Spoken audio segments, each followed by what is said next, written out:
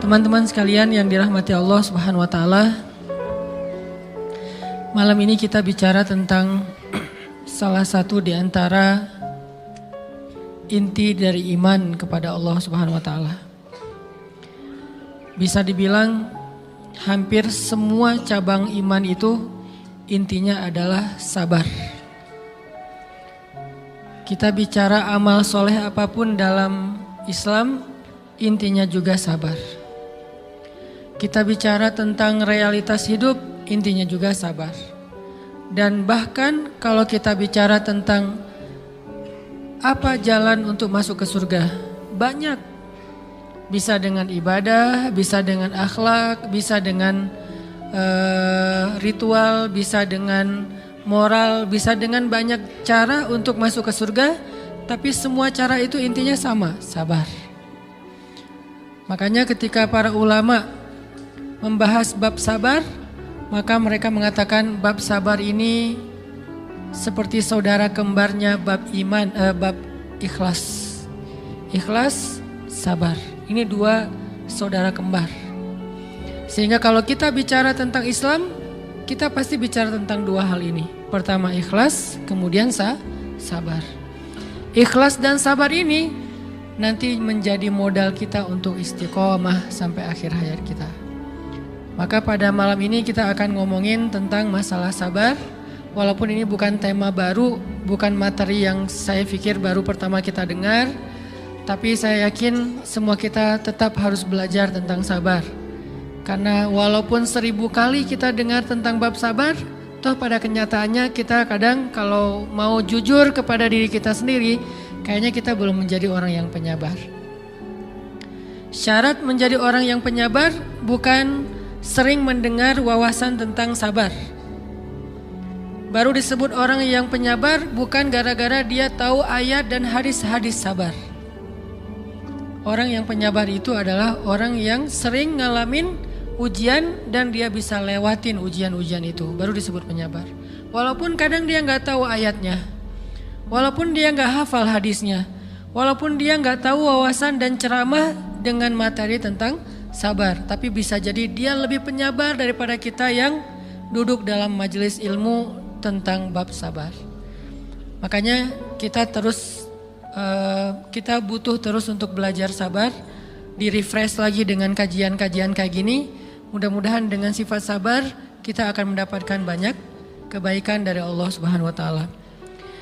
Bicara tentang sabar, kita coba awali dulu dengan tilawah Al-Quran. Satu pembukaan surat yang isinya persis tentang masalah sabar, yaitu surat Al-Ankabut, surat 29 dari ayat pertama. Surat Al-Ankabut, surat 29 dari ayat pertama. A'udzu billahi minasy syaithanir rajim. Bismillahirrahmanirrahim. Alif lam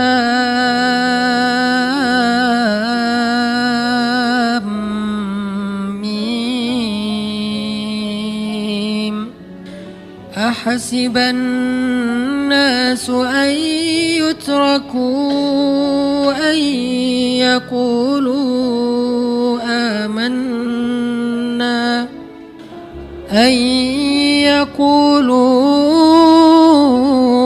آمنا وهم لا يفتنون ولقد فتنا الذين من قبلهم فليعلمن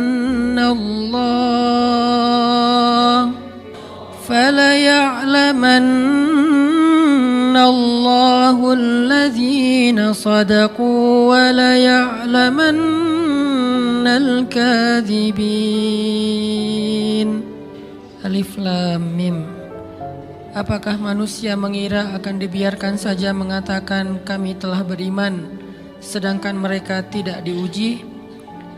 Dan sungguh kami benar-benar pernah menguji orang-orang sebelum mereka, sehingga Allah Subhanahu wa taala memperlihatkan siapa orang-orang yang benar keimanannya, dan Allah memperlihatkan juga siapa orang-orang yang pendusta.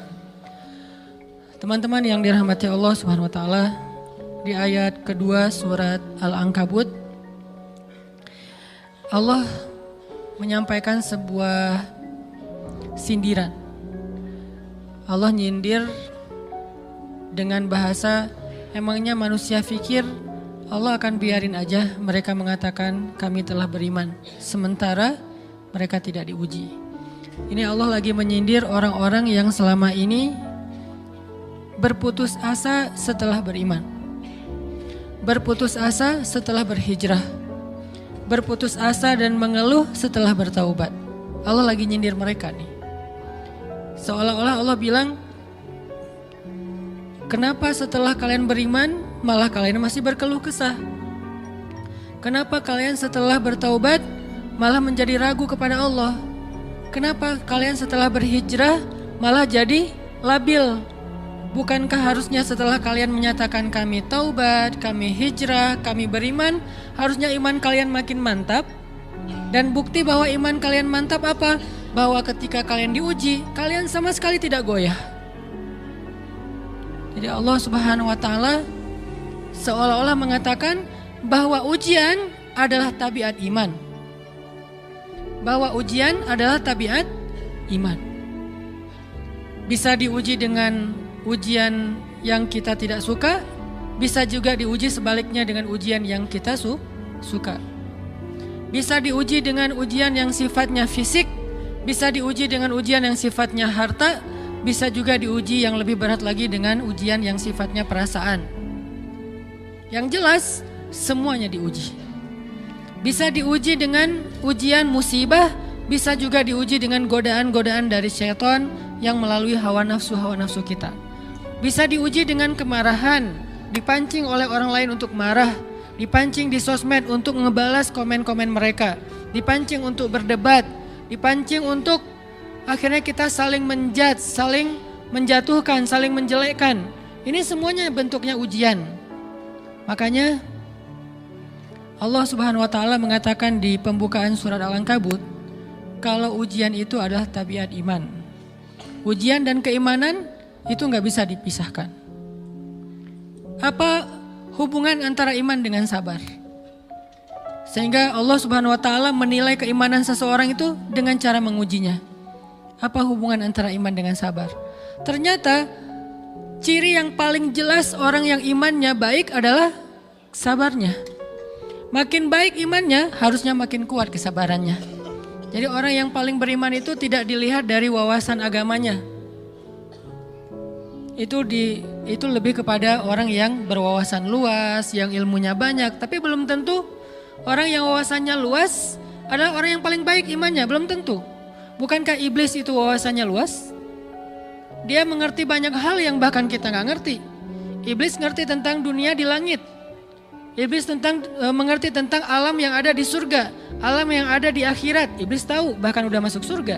Jadi ilmu iblis lebih banyak daripada kita sekarang. Tapi kenapa iblis malah tidak sebanding antara ilmunya, wawasannya dengan ketakwaan dan kesolehannya? Karena iblis tidak sabar dengan sebuah ujian. Ujian iblis apa? Eksis. Itu ujiannya iblis. Dia udah lama eksis, followersnya banyak. Setiap dia posting, orang berlomba-lomba jadi first like. Setiap dia posting, di repost rame-rame. Di YouTube viral. Channelnya tuh paling banyak subscribersnya. Iblis. Coba cari nanti di YouTube iblis. Ada nggak channel?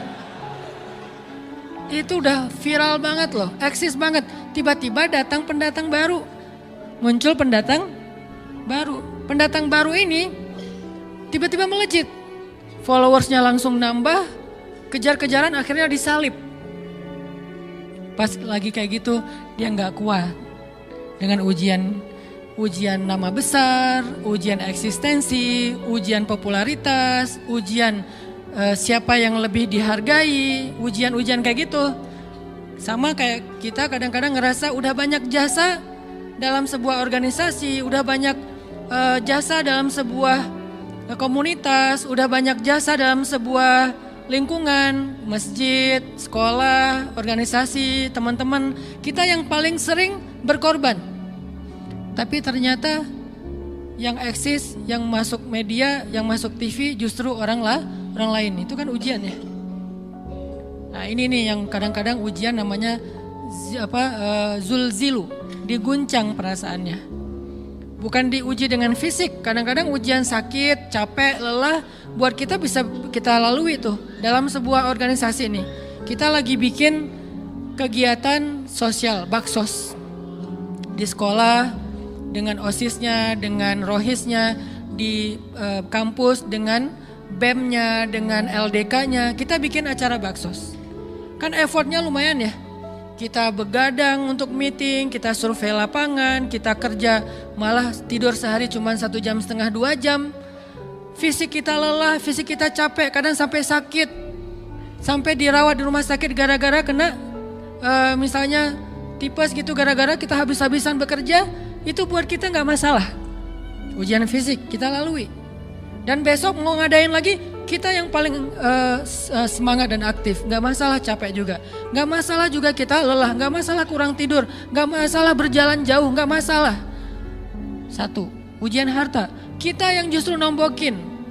Kita yang nalangin dulu modal-modal untuk kegiatan-kegiatan tersebut. Kalau ternyata gak tercover dananya, akhirnya gak bisa dibalikin talangan kita, gak apa-apa, kita ikhlas. Kita berkorban dengan harta kita. Butuh apa? Saya bayarin. Butuh apa?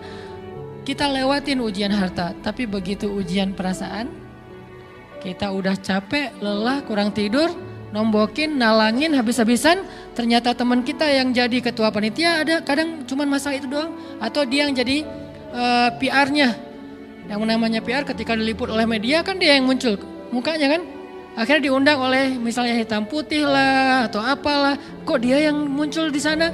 Atau diundang berdua tapi sampai di sana dia yang banyak ngomong, kita diam aja. Pulang-pulang pundung. Begitu besok mau ngadain lagi udah gak mau terlibat. Left group.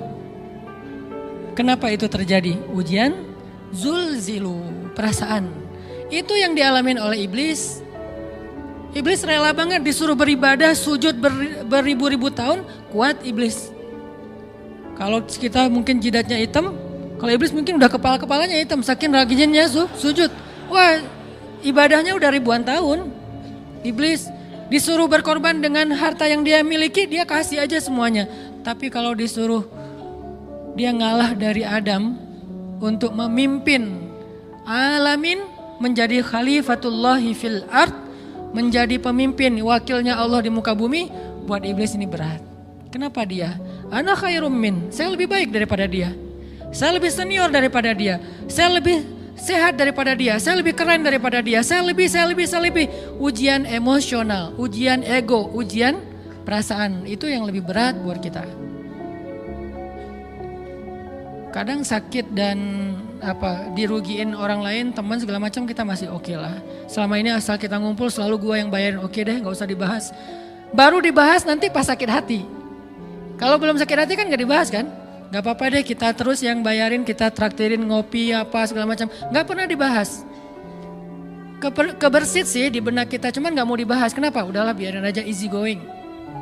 Kemudian kayak kita yang capek harus rempong sana kemari segala macam. Selalu acaranya di rumah kita, akhirnya kita yang bayarin, kita yang rempong, nyiapin segala macam, bebersih sendiri. Tapi begitu ada yang nyakitin perasaan kita sedikit aja, semua itu balik lagi. Dari dulu ya. Nah, keluar kan? Kenapa? Dipancing oleh ujian perasaan. Jadi ternyata yang paling berat itu adalah zulzilu, diguncang perasaannya. Kita kadang-kadang habis-habisan buat seseorang, gak masalah. Hujan-hujanan dia yang pakai jas hujan, kita gak pakai apa-apa, gak apa-apa. Sakit-sakitan juga, dikerok dan segala macam, biarin aja. Kalau perlu misalnya kalau bannya lagi kempes, dia naik Grab, kita dorong-dorong motor terus cari tempat segala macam sampai tengah malam. Gak apa-apa deh buat dia. Apa sih yang gak buat kamu? Begitu dia selingkuh, keluar semuanya. Mulai list report keuangan. Wah dulu sekian, sampai uang receh-receh juga dihitung kan ya. Kenapa bisa kayak gitu? Perasaan kan? Nah ini nih yang kita coba belajar. Mungkin malam ini kita lebih banyak membahas tentang sabar terhadap ujian perasaan. Karena banyak macam-macam ujian. Nah, gimana kita memanage perasaan kita? Gimana cara kita merecovery perasaan kita dengan bab sabar? Insya Allah nanti akan kita lanjutkan setelah selesai sholat isya. Barakallah. Bismillahirrahmanirrahim. Teman-teman yang dirahmati Allah Subhanahu wa taala, kita lanjutkan tentang masalah sabar. Terutama sabar zulzilu, ketika kita diuji dengan ujian ego, marah, perasaan, sakit hati, yang kayak gitu-gitu. Ini ujian jauh lebih berat daripada ujian fisik dan ujian harta. Termasuk rasa cinta, rasa benci, kadang itu menjadi ujian. Kenapa ujian bikin kita jadi tidak lagi logis, nggak realistis, dan kadang-kadang mengabaikan hal-hal nilai-nilai yang kita selama ini pegang sebagai satu kebenaran. Kita ngabaikan batasan-batasan syariat. Ini semuanya ujian dari Allah Subhanahu wa taala. Sehingga tidak disebut orang yang beriman kecuali ketika Allah Subhanahu wa taala melihat dia sabar dalam ujian. Kalau dia nggak sabar dalam ujian, malah di dalam pembukaan surat Al-Ankabut tadi Allah menggolongkan mereka termasuk orang-orang yang munafik. Apa arti yang orang munafik? Orang yang mengaku beriman tapi sebetulnya dia tidak beriman. Apa salah satu buktinya? Dia tidak sabar. Jadi kalau kita mau menilai diri kita mukmin atau munafik, dan ini bukan materi untuk menjudge orang lain, oh ternyata dia itu munafik, bukan. Lagi-lagi konsep kita belajar itu angle-nya untuk diri kita sendiri. Saya sangat tidak merekomendasikan kita belajar untuk mendapatkan kaca pembesar, mencari-cari kesalahan saudara kita. Tapi kita belajar untuk semakin bisa bercermin untuk menemukan aib dan kekurangan diri kita. Jadi semakin kita tahu ilmu agama, semakin kita tahu ayat dan hadis, semakin kita punya cerminan untuk menilai diri kita dan memperbaiki diri kita. Bukan nyari kaca pembesar untuk memperjelas aib-aib dan kesalahan orang lain.